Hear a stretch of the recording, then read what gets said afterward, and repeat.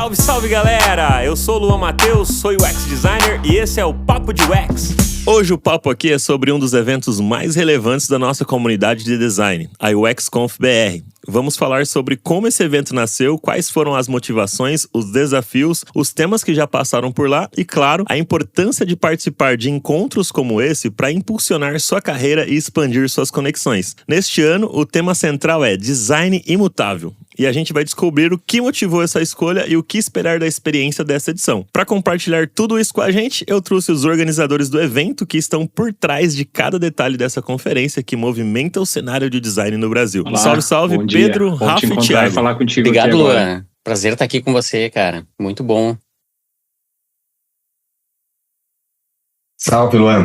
Estamos juntos, meu amigo. Salve, valeu, galera. Eu sempre gosto também, antes do pessoal começar a falar sobre o tema central, assim, se apresentar um pouquinho, né? Então, quem que é o Pedro? Quem que é o Thiago? Quem que é o Rafa aí? Como que iniciaram no design? Pode ser de forma breve mesmo, pra gente depois mergulhar de cabeça aí sobre a UXConf, mas acho que é bacana, assim, o pessoal entender um pouco do background de vocês. Legal, posso começar. Bom, eu sou o Pedro Beleza, moro aqui em Porto Alegre e eu já trabalho na área de design há mais de 20 anos. Na verdade, eu sou formado em design gráfico, fiz faculdade de design gráfico, mas eu, desde cedo, na faculdade, já comecei a trabalhar com design digital. Isso ali na virada dos anos 2000, assim. Então, sempre trabalhando com sistemas, sites, depois aplicativos e tudo mais, bem antes de chamar UX, essa disciplina. Então, fui acompanhando, assim, todas as mudanças que foram tendo, e hoje eu trabalho como gerente de design, então eu já estou mais numa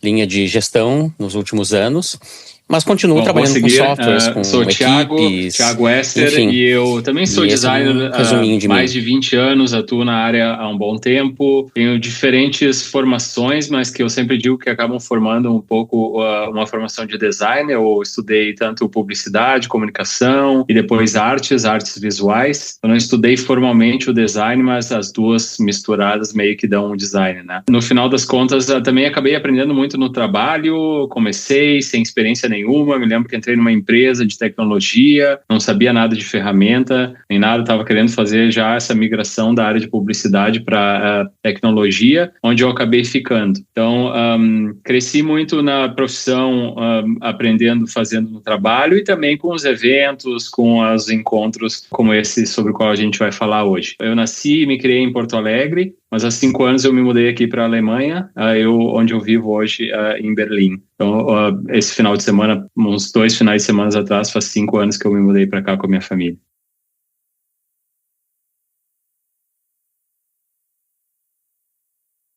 E para fechar o ciclo de apresentações, eu sou o Rafael.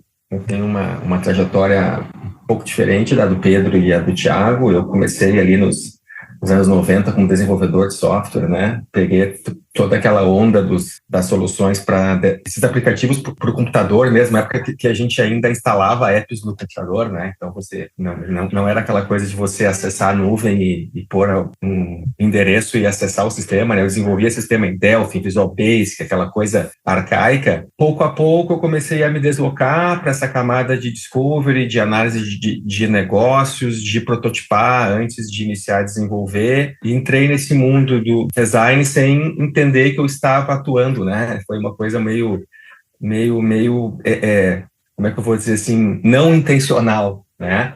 Mas nos últimos anos eu venho atuando mais de forma intencional com o discovery, com a análise de negócio, de requisitos, prototipação, entendendo se realmente a solução que a gente vai investir horas, ela resolve algum problema de fato, é simplesmente algum desejo que não é bem infundado. Então, venho atuando e atualmente eu estou na YouMove, né? Que foi onde eu conheci o Esser. Foi depois, 2012, 2013, eu te conheci na YouMove, 2008. Que, inclusive, foi onde a gente começou a idealizar um evento, que a gente não sabia exatamente que formato ele teria, que tamanho ele teria, mas a gente começou naquele papo informal, assim, que legal que seria se a gente organizasse um evento, mas, enfim... Essa é a minha mini bio. Pô, muito legal, galera. E foi daí, então, de 2012, ô Rafa, que você tá comentando aí, que surgiu a ideia de criar o XConf, ou primeiro era um outro evento? E aí, só pra também voltar um pouquinho, um passo atrás, né? Quando você tava ali em 2012, que conheceu ali o Thiago, você já era designer ou ainda você atuava com programação? Não, eu atuava num cargo de liderança de equipe, né? Eu liderava o time, mas como era uma empresa pequena, a gente fazia um pouco de tudo, assim, né? Então, de vez em quando eu ainda codava, né? De vez em quando eu prototipava, de vez em quando eu fazia call com o cliente, era nas 11 posições assim que a gente jogava. Mas naquele momento, ali por 2012, 2010, eu entrei no mundo de começar a dar aula, né? De começar a organizar por iniciativa própria cursos, naquela época muito ligado com os métodos ágeis, né? Principalmente com temas mais ligados ao discovery, e foi esse movimento que eu aprendi que dava para a gente alugar uma sala e tinha que ter algum tipo de boas-vindas com as pessoas que elas chegavam, tinha que ter alguma coisinha para as pessoas comer, então foi um MVPzinho assim, né? De como encontrar pessoas, entregar uma experiência junto com aquele conteúdo. E nesse momento que eu comecei a ter esses ensaios e fiz alguns cursos junto com o Thiago, até que a gente começou a ventilar, pô, quem sabe a gente organiza um evento, uma coisa maior, né? Mas muito ainda assim, como um sonho muito distante, né? E a gente se encontrava muito, a gente se encontrava bastante nos outros eventos organizados por pessoas conhecidas também. E aquilo foi bastante inspirador, no sentido de, pô, essas pessoas estão fazendo um trabalho legal, mas também no sentido de, se eles conseguem, a gente também consegue. E aí entra um pouco de... que a gente falou um outro dia, né, de ingenuidade, assim, é só fazer, vamos lá, que é só fazer. Aí no começo era só fazer mesmo, mas daí depois quando tu faz, tu vai vendo que não é bem assim. Aí a gente vai aprendendo nesse só fazer, assim, que é bem entre aspas mesmo, assim, né. Mas isso foi bastante importante, então, frequentar os eventos e organizar enfim, conferências ou aulas, workshops, era uma coisa que a gente gostava de fazer bastante naquela época.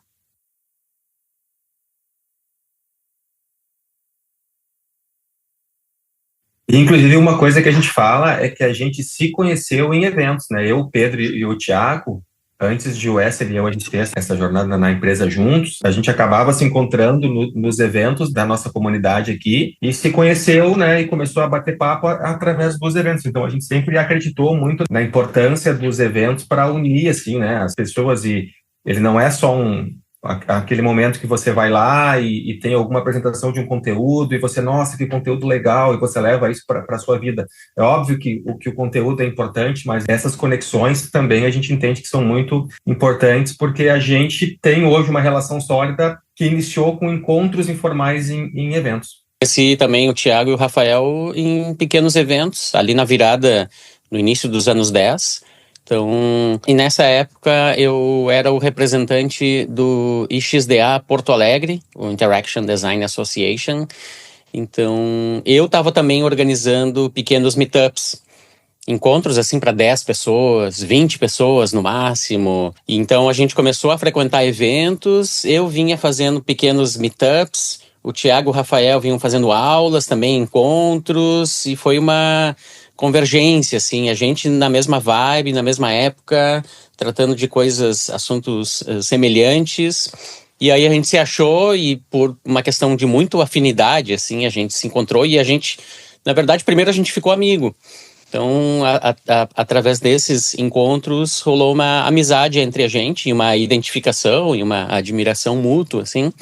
E a gente, cara, vamos fazer alguma coisa juntos. Se tiver algum parceiro para fazer, eu acho que é esses caras aqui que a gente acabou se encontrando em eventos. E foi, assim, muito desse movimento o embrião da UXConf, né? Então, a gente já vinha atuando, né, no mercado de design, de UX, a gente já frequentava outros eventos também. A gente frequentava muito um evento, na época que era um evento fantástico, que era o Interaction South America. Depois ele se transformou no Interaction Latin America. Cada ano ele acontecia numa cidade. E a gente ficava absolutamente fascinado com aquilo. Nossa, que coisa incrível. Só que ele acontecia, inclusive, fora do Brasil, né? E, enfim, a gente ficou pensando como que a gente pode fazer isso na nossa cidade. Como que a gente pode né, fazer algo semelhante, né, nesse contexto aqui, onde a gente tinha duas opções: ou a gente ficava reclamando que a nossa cidade não tinha nada, ou a gente fazia alguma coisa. E como a gente estava muito nessa vibe dos eventos, foi muito daí, assim, em termos de motivação, que surgiu o evento. Bacana. E que ano que foi a primeira edição que vocês fizeram? Porque aí eu tô entendendo, igual você falou aí, né, Pedro? De tipo, cara, todo mundo tava tendo uma ideia ali de fazer algo, já estava fazendo algo, né? Um organizando ali os meetups, outro dando aula. Como que a gente junta tudo e como que foi o primeiro ano, assim? Como é que surgiu? Vocês já surgiram com nome, assim? Vamos chamar de UXConf? Ou tinha um nome antes, depois trocou no meio do caminho? Como que foi o primeiro ano que vocês fizeram e se juntou mesmo, assim, de fato? Falou, cara, vamos tirar essa ideia do papel, vamos fazer rodar? Legal. Eu posso falar um pouquinho do ano. Eu acho que o Thiago pode falar melhor do nome. Mas, enfim, ali pelo ano de 2013, 2014, eu e o Thiago, a gente começou lembra, Thiago? A fazer uma série de vídeos nesses eventos de design, onde a gente entrevistava as pessoas. E a gente perguntava qual era a motivação dessas pessoas estarem lá. E isso também nos alimentou pra gente fazer o evento, assim. E isso, então, a primeira UXConf foi em setembro de 2015. Mas a gente começou a organizar e a falar mais seriamente sobre fazer um evento no início de 2015. E aí, ao longo do ano, a gente foi, enfim, preparando e organizando, mas em setembro de 2015 foi a primeira edição. Sobre então, o nome especificamente, eu me lembro completando 10 anos já de evento. Alguns outros eventos ou algumas iniciativas que a gente já tinha que vinha com o Conf no nome, e aí fez sentido ser UXConf. O Brasil, porque era, né, um evento brasileiro, e eu acho que tinha também, né, o BR do final, né, como sufixo. Veio também por ter essa relação com o South America, o Latin America, e também ser uma coisa mais local. O interessante é que acabou ao longo dos anos que veio gente de fora, né? Não tão de maneira tão massiva quanto era quando o South America, quando ia para os outros países, tipo Argentina, ou Chile, ou mesmo na Colômbia. Mas, de qualquer maneira, é um evento brasileiro e latino-americano, porque no final das contas também a gente sabia que tinha poucos eventos fortes assim e duradouros nos países vizinhos, assim. Então, de certa forma, a gente estabeleceu essa marca. E o Brasil é um país grande, o maior país da América do Sul, enfim, talvez até da América Latina, em termos de população, oportunidades de negócio, extensão territorial. Então, no final das contas, ser um evento marcante num país como o Brasil era super relevante e é super relevante no cenário latino-americano como um todo, né? Não só brasileiro.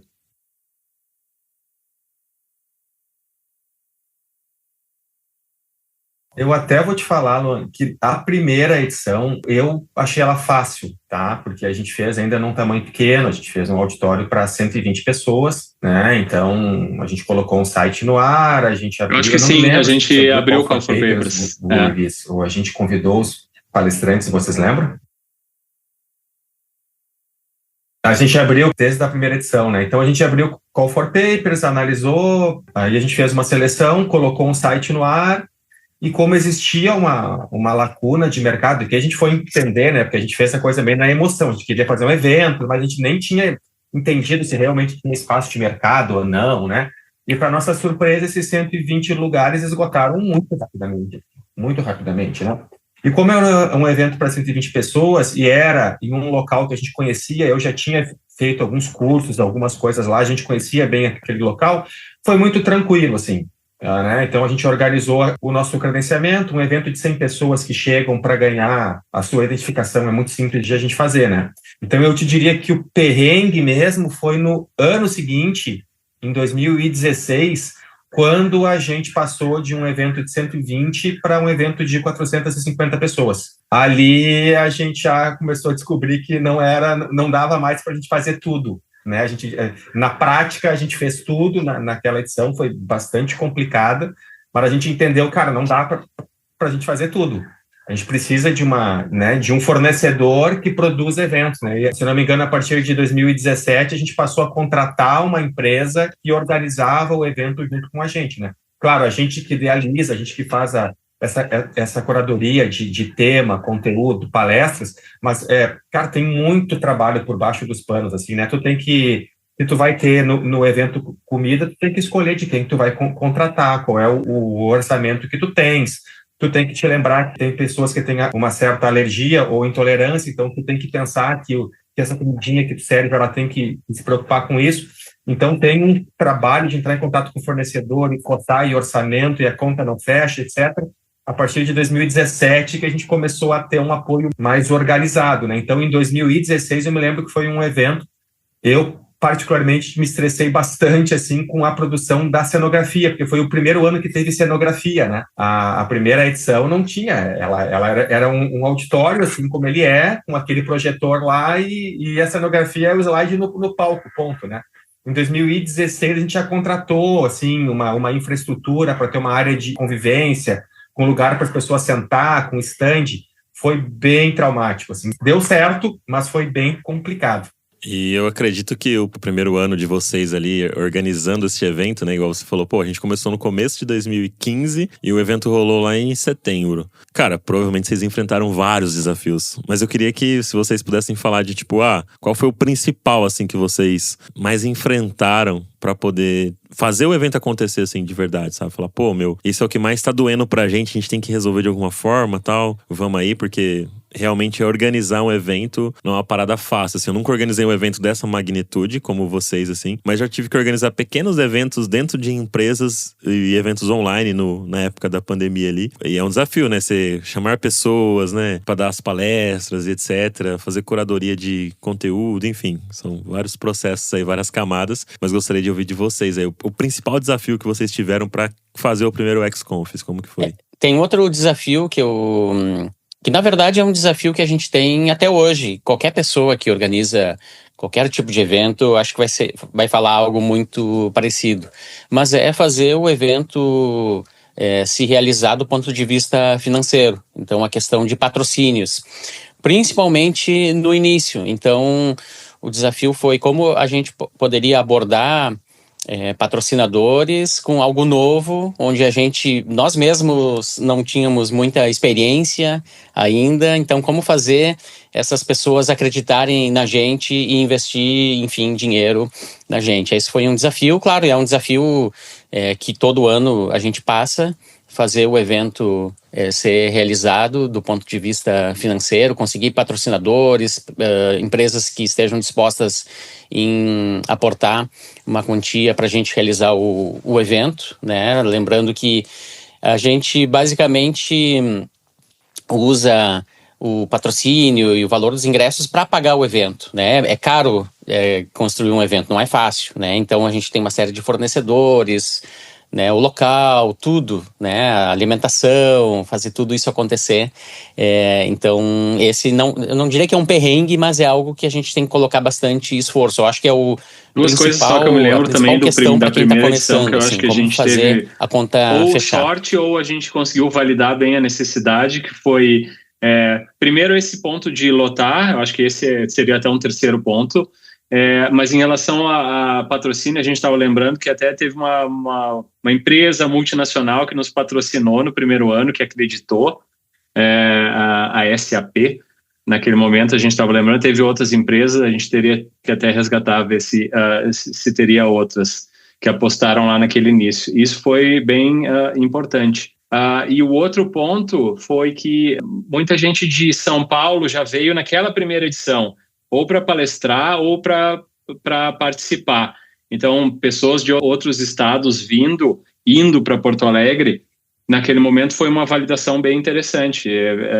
Literalmente uma validação, né, de um centro maior que Porto Alegre, para dizer assim, não, esses caras aí têm alguma coisa, vamos lá, vale investir. E aí, ao longo dos anos, isso foi bem consistente, né? Junto com o papo, não, mas tragam agora para o centro, tragam para São Paulo, tragam para o Rio de Janeiro, sei lá. São Paulo acho que era o mais forte, né? E a gente sempre deu a mesma resposta, não, tá tudo bem, estamos bem aqui, se vocês quiserem, vocês venham até nós. De certa forma foi a nossa posição um tanto, foi de boa, não vou dizer que foi arrogante nem nada, porque realmente fazia mais sentido para nós organizar durante todo o tempo na nossa cidade, na cidade onde a gente estava morando naquele momento. E também para tirar um pouco da centralidade de ter só eventos no mesmo lugar.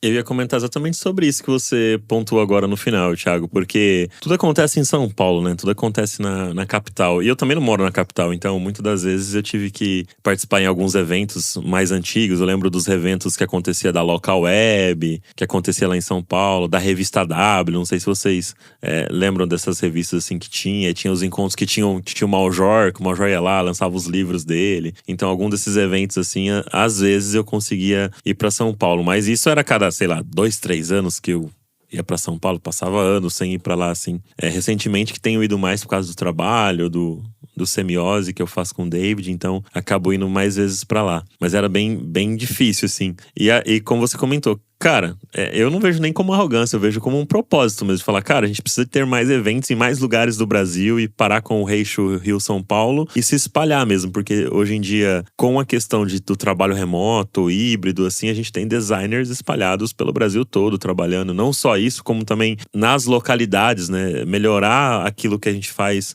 de design, de artefatos, até nesses outros locais para que espalhe cada vez mais o tipo de conhecimento, a troca que existe e tudo mais. E aí, falando sobre isso, dado que hoje a gente tem, cara, muita coisa online, por que vocês ainda continuam fazendo um evento presencial, assim, tipo, o que motiva vocês em fazer isso, né? Porque hoje tem muito conteúdo online, tudo online, alguns eventos até também transmitem online. O que motiva vocês a fechar num formato presencial, assim? O que leva vocês? Isso falando no ano de 2025, né? Então, se fosse há um tempo atrás, até a gente consegue compreender melhor, mas hoje em dia, por ter muita coisa online, acaba que o pessoal não se pergunta assim, pô, não vai ter online e tal, como é que é, assim, pra vocês? O que leva vocês a tomarem esse tipo de decisão? Que eu acho legal, tá? Mas eu quero ouvir de vocês, assim. Até a gente teve, assim, uma exceção, que foi ali no período que a gente ainda tava na pandemia, enfim, terminando a pandemia, a gente fez 2 edições que foram híbridas, tinha um pedaço online, mas muito por um contexto, né, daquele momento, assim. Mas a gente sempre acreditou no poder dos encontros presenciais. Isso é uma coisa que a gente sempre fala, inclusive em cima do palco ali na UXConf, né, que a questão das palestras, ela é apenas um dos motivos pelos quais as pessoas devem ir aos eventos. O evento, ele é muito mais do que aquele momento das palestras. É um momento de estabelecer conexões com as pessoas. É o momento do cafezinho, é o momento do happy hour, porque o happy hour que acontece à noite é uma coisa também projetada. A gente define, né? Isso é desenhado também para que aconteça. Então a gente faz o evento pensando em estabelecer conexão entre as pessoas. E isso é intencional, né? Então, por isso que a gente acredita no poder dos encontros presenciais. Isso é muito significativo. Nós, como a gente falou no início, o Thiago, o Rafael, eu e depois a Laura, a gente se conheceu e a gente acabou ficando amigo e depois sócios. Graças a estar presentes em eventos, eu acho que dificilmente a gente teria feito isso se a gente tivesse só frequentado eventos online. Então, o poder de estar junto no mesmo local, se olhando cara a cara, a gente acredita muito nisso e a gente projeta o evento para que proporcione isso para as pessoas. A gente tem algumas histórias muito, muito interessantes, assim, né? Várias histórias de pessoas que se conheceram na UXConf, muitas se conheceram no happy hour da UXConf, né? Como o Pedro disse, é algo que o Esther comentou, é algo que a gente desenha também, né? Então, o presencial tem essa vantagem de fato conectar pessoas, né? E também tem uma questão que a gente acredita, e aqui, quando a gente fala que a gente tem uma preferência, não quer dizer que isso é uma crítica aos eventos que fazem nesse formato, né? O que eu sempre falo é que eu gosto de botar o feijão em cima do arroz. Se o Luan, ele gosta de colocar o arroz e o feijão, né, de uma outra maneira, tá tudo certo, não está errado, né? mas a gente entende assim, que é muito difícil de entregar uma experiência legal para quem está assistindo o evento online, se o evento é híbrido, porque várias vezes o palestrante está olhando para o público, aí tem uma pessoa do público que interage de alguma maneira, quem está em casa não escuta, por mais que a gente oriente que a pessoa tem que esperar aquele microfone chegar para fazer a sua pergunta, isso não acontece legal, e a pessoa que está em casa, ela não tem uma experiência bacana. A impressão que dá, assim, é que está tendo um evento presencial e a pessoa está meio que de forma informal ali acompanhando aquele evento. Já um evento totalmente online, que foi como a gente fez, né? Em 2022, a gente fez um evento online com os nossos palestrantes ali, né? E alguns convidados, assim, era quase que um domingão do Faustão, no sentido de que tinha um auditório, mas era algo feito para tela. Aí quem estava assistindo a tela, não, cara, era um evento pensado para quem está assistindo pela tela, né? E a gente já acredita que é muito complicado de fazer um evento híbrido que entregue uma experiência para quem está em casa assistindo pela tela, sem a pessoa achar que está apenas tendo uma transmissão ao vivo de um evento presencial. Então, essa é uma coisa que pega a gente também. Inclusive, o evento que vai acontecer esse ano, né, ele aconteceria ano passado, ele foi adiado em virtude do que aconteceu aqui com as enchentes, e tinha uma grande empresa que estava querendo fazer um aporte financeiro bastante relevante de patrocínio, mas ela tinha uma exigência que o evento fosse transmitido online, que ele fosse híbrido, né, e a gente já tinha indicado que a gente não ia por esse caminho. Ou seja, é uma convicção que a gente tem, que é bastante grande, mesmo chegando uma empresa para patrocinar, com aporte financeiro bastante alto, a gente não é esse caminho que a gente acredita, né? Então, neste momento, a gente ainda tem essa convicção de que o presencial entrega uma experiência superior do que um evento híbrido. Pô, legal isso aí que você comentou, né, Rafa? Eu achei bem interessante esse ponto de tipo, cara, vocês não estão só focados na grana exclusivamente, né? Porque chegou alguém aportando uma grana e vocês falaram, então, cara, não é assim que a gente faz, a gente prefere desse outro formato pelo propósito daquilo que vocês querem entregar, né? Então isso eu acho bacana, sabe? Eu acho que o forte do evento acaba sendo esse propósito. E claro, sem dinheiro ninguém faz nada, então é importante, lógico, ganhar. A gente não tá falando aqui de caridade, existem as empresas que fazem caridade, não é isso. Mas ao mesmo tempo existe uma razão do formato e vocês querem manter esse formato, né? Até para ser que vale ressaltar, para também deixar bem, claro, né? Então, que eu achei bem legal, a gente não usa o evento como uma questão exclusiva, né? Só quem pode pagar e quem pode viajar, e a gente sabe que tem gente às vezes que vai vir de outros estados e não é todo mundo que tem a condição para chegar no evento e pagar o ingresso e etc e tal. O que a gente faz é sempre gravar as palestras e disponibilizar elas de uma maneira gratuita. Então, no nosso canal tem praticamente os últimos 3 ou 4 anos do evento estão lá, se não me engano, até mais do que isso. E a gente sempre fez questão de gravar e compartilhar. E isso vai continuar sendo o caso para esse ano, a não ser que aconteça algum evento muito inesperado. Se isso não acontecer, a gente vai lá estar gravando as palestras e disponibilizando elas de alguma forma. Inclusive, lembrando do primeiro evento, o Pedro tinha uma câmera, como era tudo, né, nós mesmos, né, e tudo caseiro. O Pedro tinha uma câmera onde a gente gravou algumas das palestras, não me lembro se a gente conseguiu todo, porque não ia caber no memory card lá daquele momento lá, mas foi bem interessante. A gente tem no YouTube, tem palestras do primeiro ano, né, justamente por causa desse motivo de querer compartilhar algo que era super relevante, conteúdos que a gente quer que todo mundo veja, assim, sabe? E aí continue discutindo a partir dali.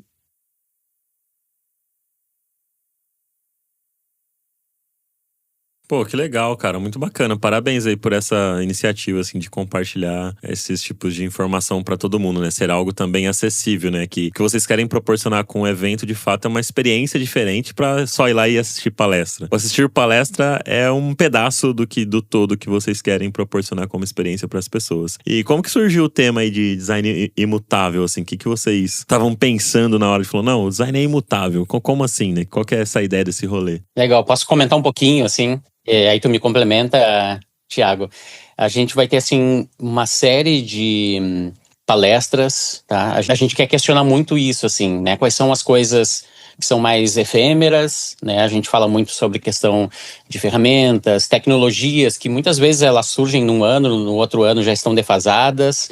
Então, sim, nesse aspecto, o design ele é mutável. A gente tem, enfim, tendências, modismos e coisas que surgem e outras coisas que a gente acha, que a gente acredita que são atemporais. Então, assim, o foco nas pessoas, o foco no negócio, né, o propósito, tudo isso a gente acredita que, enfim, é permanente. Então, a gente vai ter questões, assim, sobre experiência de design no contexto financeiro, o design no contexto de mudança, uma reflexão profunda sobre isso, né? Como que a gente cria experiências memoráveis que permanecem. Então, os palestrantes estão muito focados nisso, né? E a gente tem algumas questões que envolvem tecnologias, né? O poder dos dados, o papel do design de informação, né? Como navegar nessa enxurrada de dados que a gente vive no dia a dia, como inovar no serviço público. De novo, o impacto do design data-driven para o futuro. A gente vai ter uma palestra sobre o contexto de música, como que métricas musicais podem influenciar no projeto de design, como mapear habilidades e skills dentro de times, então uma questão mais voltada para liderança de times. Como recuperar a essência do valor de design para os negócios, essa vai ser uma muito boa. Mindset de design, como construir repertório no processo de design, então vai muito na raiz, na essência da nossa profissão. A importância da questão da ética, também para fazer produtos, como ser uma liderança mais vulnerável, o papel da emoção na inovação, a questão das comunidades, liderança inclusiva, o poder da influência nas decisões de design. Vai ter uma sobre carreiras líquidas na era da AI generativa. Muita coisa pensando no futuro, como descolonizar o design para o futuro e assim vai. Então, assim, a gente tem muitas pessoas questionando o valor do design, o propósito do design, muito pensando onde está a essência do design e também, né, pensando o que é mutável. O ano que vem, talvez, né, a gente não esteja mais falando o que é passageiro, o que é permanente. Enfim, a gente vai ter reflexões profundas e diversas sobre todas essas coisas. E a gente fica bem orgulhoso, a gente pensa muito antes de criar um tema e a gente, mais uma vez, a gente acredita que a gente super acertou, assim, porque deu muito bom, assim, as palestras, inclusive a programação, ela está disponível no nosso site, é só entrar no uxconf.com.br e ali já tem em destaque um link para clicar na programação. Então, não deixem de conferir, porque a gente está bem orgulhoso do que vem por aí. Eu estou muito curioso para assistir as palestras, né? A gente acaba também tirando uma casquinha, digamos assim, de estar presente e assistindo em primeira mão ali. E além disso que o Pedro falou sobre os conteúdos, enfim, ele estava citando então, vários dos temas que estão na grade de programação, então faz parte do nosso processo de seleção. Tem todo um processo que a gente faz com uma série de pessoas para escolher as palestras. Apesar disso, apesar de a gente saber disso e ter criado o tema, selecionado as palestras com esse grupo de avaliadores, de pessoas avaliadoras, mesmo assim a gente está esperando ser surpreendido lá na hora, porque não é uma questão de controle, assim, vamos controlar, vamos dizer, a narrativa ou o discurso de todo mundo, primeiro porque é difícil de fazer isso, requereria muito tempo, e não é esse tipo de caminho que a gente vai quando a gente prepara as pessoas palestrantes. A gente prepara as pessoas para elas contarem a melhor história que elas têm para contar uma vez que elas já foram selecionadas. Então a gente confia que elas têm algo relevante a dizer. Como elas vão dizer e qual vai ser a mensagem e principalmente qual vai ser o impacto. Isso é uma das coisas mais interessantes que tem no evento, é chegar na hora lá e ver uma pessoa brilhar, assim. Não que a gente tivesse ou não expectativa, mas no final das contas a gente sabe que alguns takes, algumas abordagens, elas brilham mais naquele momento porque a pessoa palestrante captou a essência do que as pessoas estavam esperando ouvir ou do que mais importa para elas. Então é muito orgulho ver esses momentos onde uma pessoa brilha porque ela acertou o tom e acertou na mensagem para aquele público especificamente, assim. E eu acho que é isso que eu espero ouvir todo ano quando eu vou lá, assim. Quem vai brilhar um pouquinho mais esse ano, sendo que todo mundo brilha, mas sempre tem uma mensagem ou algum toque que brilha um pouquinho mais.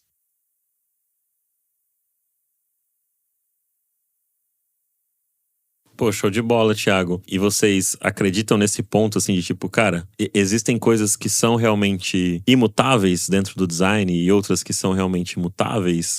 Como que vocês enxergam isso? O que vocês querem, de fato, assim, provocar nas pessoas ao assistirem às palestras, assim? Porque acredito que as palestras vão ser voltadas com esse título, apesar de cada pessoa levar ali um tema, mas o tema central maior, né, acaba se conectando com o título do evento como um todo. O que as pessoas que vão lá participar esperam ser provocadas ali? Em que sentido, sabe? De refletir. É mais sobre a profissão? É mais sobre os artefatos que são criados hoje por conta da IA? É mais por conta da crise que você comentou dentro da área? Posso começar um pouco falando sobre esse no final do dia, de forma prática, assim, pra galera. Mas antes, que tá falando ouvindo, que o tema do evento é algo que sempre foi super relevante para dar uma diferença, né? Porque senão, no final das contas, seria UXConf 2025... 24, 23, e aí não tem uma memória muito clara do que diferencia uma edição da outra. Então, só relembrando os últimos 3 temas, esse ano é o design imutável ou mutável, né, dependendo da maneira como você lê o título.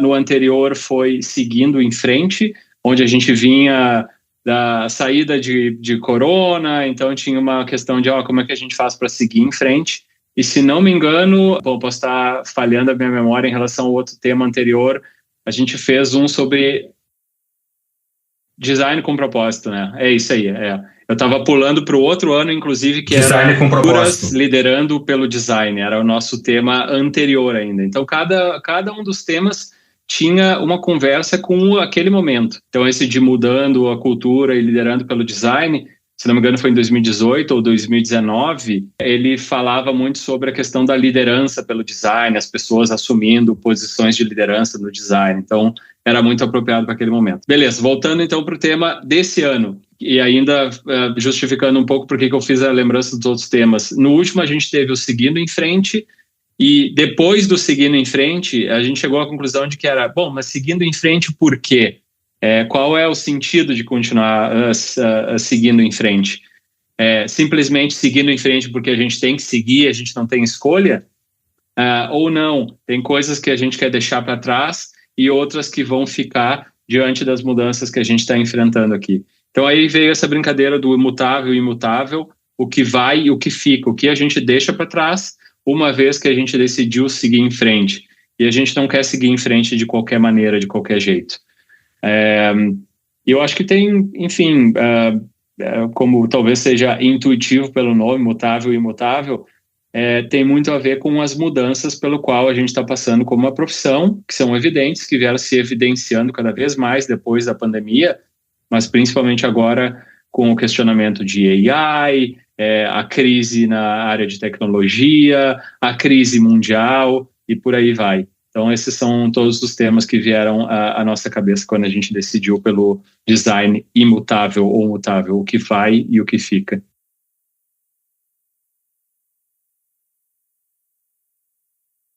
Pô, muito bom. E, cara, vocês falaram diversos benefícios aí ao longo dessa nossa troca sobre conhecer pessoas, conteúdos incríveis que vai ter esse ano de 2025 no evento. Mas pra quem não gosta muito de ir em evento, não participa muito, qual que é o principal benefício que vocês entendem que pra pessoa que às vezes, tem condição de ir e às vezes fala, mas sair de casa e num evento, tô cansado e não sei o quê. E por que isso é importante, assim? Por que é importante participar desses eventos para que a pessoa possa tirar esse estigma da cabeça dela e começar a participar mais, não só do UXConf, mas de outros eventos que acontecem, assim? O que vocês veem como benefício participar do evento? Claro, principalmente do UXConf.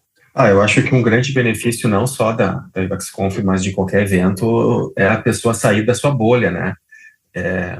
Eu converso com muitas pessoas, assim, e eu vejo, às vezes, que a pessoa, ela trabalha numa empresa legal, numa empresa grande, e ela acha que o jeito que eles fazem lá é o único jeito que dá certo. Porque lá, no seu contexto, a forma como eles fazem é a forma que dá certo, né? E a empresa, né, e as equipes, elas tendem a repetir aquele formato que a empresa atua, que vem dando certo, mas às vezes nem tem informação e contexto sobre como outras equipes fazem. E quando você vai em um evento, além de você ter esse contato com as palestras, muitas vezes, e eu acho que essa é a parte mais rica do evento, é você, no rap, ou entre uma palestra e outra, ou no intervalo, tá conversando com alguém que está do teu lado, e daqui a um pouco, né, tu começa a bater papo com aquela pessoa, e ela fala como que fazem, como que se organizam e tal, e tu começa a entender que a pessoa tem as mesmas dores que o seu time e que ela consegue resolver de outras maneiras. Então, tem uma troca, além do conteúdo que o palestrante ele entrega, né? Tem uma troca muito rica entre o público, né? Entre as pessoas. Então, eu defendo muito que as pessoas elas venham para a UXConf, evidentemente que a gente quer que elas assistam os nossos palestrantes, né? Mas eu diria que tão importante quanto assistir o que vai ser apresentado é se conectar de alguma maneira com as pessoas. E eu entendo que tem pessoas que são mais tímidas, né? Eu sou uma pessoa mais introspectiva, assim. Eu sou aquele cara que vai no evento e dificilmente eu inicio uma conversa, né? Mas mesmo assim as conversas elas acontecem, né? Nem que seja aquela pessoa que chega para ti e fala, nossa, que frio que tá hoje, né? E aquele que frio que tá hoje, né, se transforma numa conversa e daqui a pouco você entra, né? Você encaixa uma conversa. Então, venham à UXConf, se você puder, vá em outros eventos presenciais, se você puder, porque você vai ter oportunidade de se conectar, de conhecer pessoas, e a prova disso é que eu, o Pedro, o Thiago e a Laura, que não pôde estar aqui hoje, mas a gente se conheceu em eventos, e hoje nós temos um empreendimento juntos, né? Então, essa conexão humana, para mim, é o mais importante, é a principal motivação para a pessoa ir até um evento. E aí, dando uma opinião minha, né, e de novo, né, voltando que é uma questão de preferência, eu não gosto de eventos muito grandes, aqueles eventos, né, de 20 mil pessoas, de 30 mil pessoas, porque essa conexão humana já fica um pouco prejudicada, é muita gente, é muito vucu-vucu, é muita barulheira, é difícil de entrar, é difícil de sair, é difícil conseguir pegar comida, é difícil conseguir pegar café. O evento fica muito cansativo. Ele tem uma série de outras vantagens, né? O evento multinacional de 20 mil pessoas, ele tem uma grana para contratar aquele palestrante internacional que você quer ouvir, e aí você vai ter oportunidade de ouvir aquele palestrante internacional. Mas o evento no porte que a UXConf faz, e as pessoas sempre perguntam se a gente vai expandir o evento. Talvez a gente cresça o evento um pouco, mas não muito, porque ele vai perder essa dinâmica, né? Eu sempre gosto de comparar, assim, eu prefiro assistir o Lenine num espaço da cidade aqui que se chama Araújo Viana, que é um espaço menor, do que assistir o Guns num estádio. Porque, cara, quando tu vai assistir um show de uma banda num estádio, é complexo, né? É tudo muito grande, daqui a um pouco o Luan, ele está lá também, eu não encontro o Luan, a gente não consegue se encontrar, e o evento menor, né, com esse porte médio que a gente faz, ele propicia essa conexão humana. Sem contar que esses eventos grandes de banda, assim, o que me pega é banheiro químico, nossa. E em banheiro nesses eventos, assim, de festivais de música, meu amigo, a gente sofre, hein? No começo tudo bem, tá tudo de boa. Tem um ponto que o Rafael falou que eu gostaria de dar uma ênfase, aí, quando ele falou da pessoa que é de uma empresa e acredita que só tem aquilo lá, que aquele é o jeito de fazer. Acho que aquele ali foi um comentário certeiro. Eu me lembrei de uma citação que eu ouvi numa palestra, eu não vou lembrar quem fez a citação exatamente, quem cunhou, e nem a citação exata, mas era algo nessa linha. Quanto mais adaptado você é, menos adaptável você fica. Quanto mais adaptado você está a uma empresa, né, a uma realidade, menos adaptável você fica ao mercado, ao mundo lá fora. Então, eu acredito que essa conexão que se cria em evento é para a gente se tornar mais adaptável mesmo dentro da nossa própria empresa, quando a gente volta no dia seguinte. Posso dizer, por experiência própria, que esse é literalmente o caso da maior parte dos eventos que eu participei, incluso o nosso evento que a gente organiza.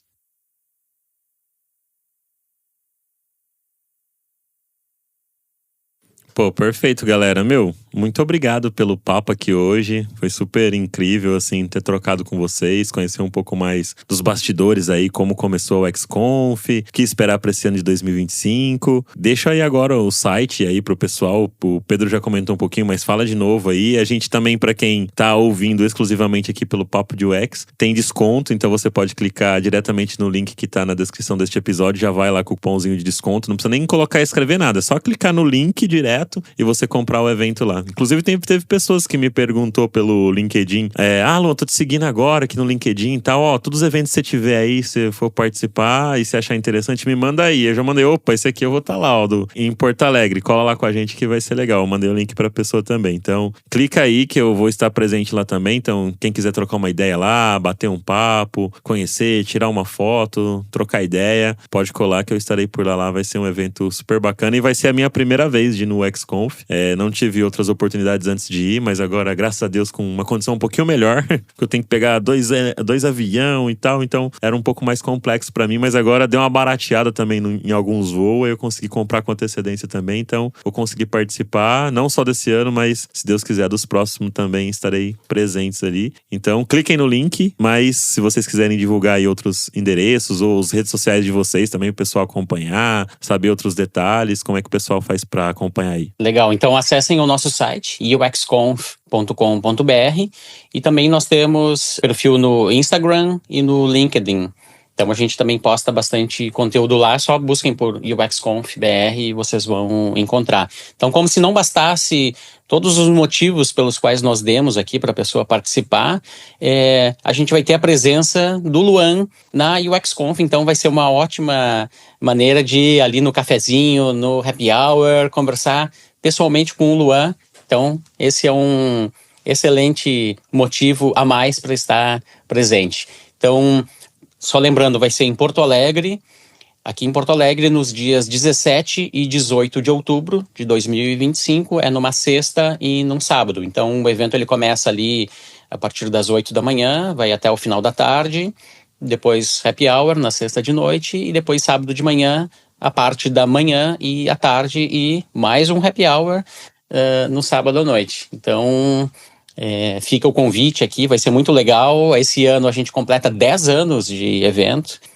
A gente já viu bastante coisa, muito conteúdo legal, muitas pessoas que retornam. Isso é uma coisa que nos dá muito orgulho, pessoas que vieram desde a primeira edição e vêm todos os anos.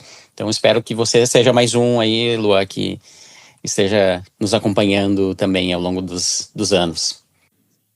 Com certeza, a expectativa tá alta, hein? Vários amigos que já foram várias vezes falou, Luan, você tem que ir no XConf, cara, vai lá, é da hora e tal. Aí eu não tive a oportunidade, mas esse ano eu tô tendo essa grande oportunidade incrível aí, então eu tenho certeza, tô com a expectativa alta, mas se os meus amigos falaram que é bom, eu confio, então é bom, vão lá, participem, porque se tá há 10 anos é porque é uma parada que realmente é boa. Nada dura tanto tempo se algo não for bom. 10 anos errando é muita coisa. Muito bom. Obrigado, galera. Mais uma vez, valeu aí por terem participado aqui do Papo de UX. Espero que a galera tenha curtido também aí, conhecer um pouco da história de vocês, do evento, entenderam aí os benefícios, né, de participarem de evento. Eu sempre falo pra galera também, independente do evento, cara, vai lá, participa, é importante, network, toda essa troca, todos esses benefícios que vocês falaram aí. Eu acho que a galera tem que cada vez mais participar mesmo, ainda mais numa era que a gente faz... Eu faço tanta reunião de trabalho o dia inteiro, sabe? Por trabalhar remoto. Então, quando tem essa oportunidade de fato de estar presencial, sentir o calor humano das pessoas, cara, a gente tem que aproveitar, tem que ir mesmo. E que bom que a gente tem pessoas como vocês correndo atrás e organizando eventos tão bacana como esse, tá? E lembrando, novamente, tem um cupomzinho de desconto. Então é só você que está nos ouvindo, clica aí no link que está disponível na descrição deste episódio e aproveita aí o cupom de desconto para participar da UXConf BR 2025 sobre o tema design mutável ou imutável aí, com a brincadeira no nome que eles fizeram. É isso aí, valeu galera e até o próximo episódio.